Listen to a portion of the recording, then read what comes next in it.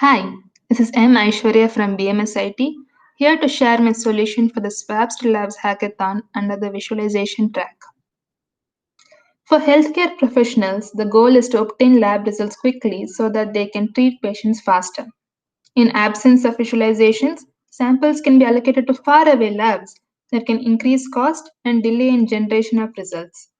Hence, there is a need for an easy way to understand the allocation process to reduce backlogs.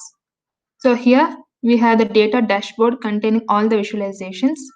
So first we have a graph of the number of samples being generated in each district. So by hovering over, we can see the number of samples, and we find that for Bengaluru urban district, around 35,000 samples are being generated, whereas for other districts, around 2,000 to 5,000 samples are being generated.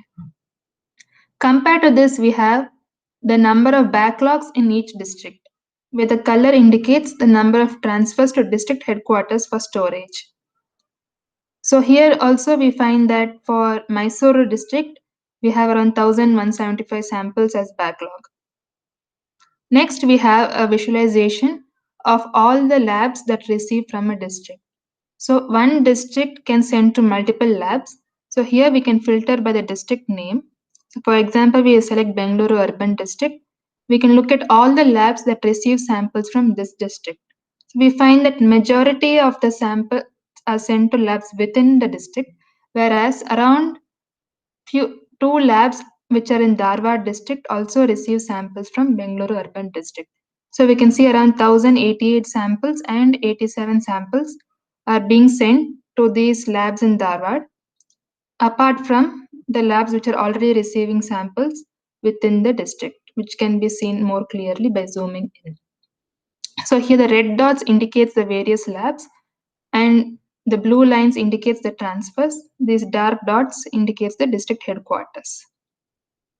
Next, we can look at the labs information. So here, similar to the previous one, we have a connection between the labs in the district based on the transfers, but this time we can filter based on the lab number. So for example, we'll select lab number 9. We can look at all the districts that send their samples to this lab. So here we find that district Bellary and district Uttara Kannada send their samples to lab number 9 along with the number of samples they're transferring, is 1008 and 222. So here the colors of the districts are based on the summation of the lab capacities present in it. So for darker colors, it indicates it has lab with higher number of capacity. Next, we look at the labs in more detail, where we consider their capacities and backlogs. So the color indicates the capacities, where darker color indicates higher capacities, and the size indicates backlogs, where larger size indicates more backlogs. So we can zoom in to get a more clearer picture. And here we find that for these three labs, which are close to each other, although they have similar capacities, these two labs have higher backlogs compared to this one. So such information can be gathered through this visualization. Next, we have transfers by lab type. So each of these labs is either private or public. So we can look at the distribution of transfers based on this type.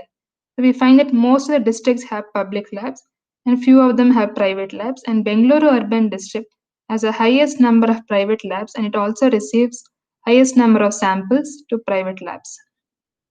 And finally, we have the allocations data, where we can look at the percentage of samples being sent to lab. So for each district, we calculate the samples generated and the samples being sent to headquarters. So the remaining samples are sent to labs to be processed. Of these, we can calculate the percentage, and we highlight the districts which send more than 75% of their samples to the labs in green and the remaining in red. And here we have the capacity and backlogs of labs. So for each lab which has lab capacity, we consider the samples being transferred to that lab along with the backlogs in the lab to calculate the remaining capacity in lab. So here we find that none of the labs have any remaining capacity, indicating all labs are working at full capacity. So backlogs being generated in the districts are not a result of improper allocation to labs, but rather because of lack of labs. Next, we have the allocation by transfer type. So each transfer can be towards a lab or towards the district headquarters to be kept as backlog. So here we find majority of the districts transfer all of their samples to labs, with few of them being sent to headquarters. Like for example, here Mysore is sending around 1075 samples to headquarters. So that brings us to the end of the presentation. These visualizations will help dispatch and allocation agents, government officials to understand the entire allocation process better, and also aid in improving the speed and processing of samples by reducing backlogs. Thank you.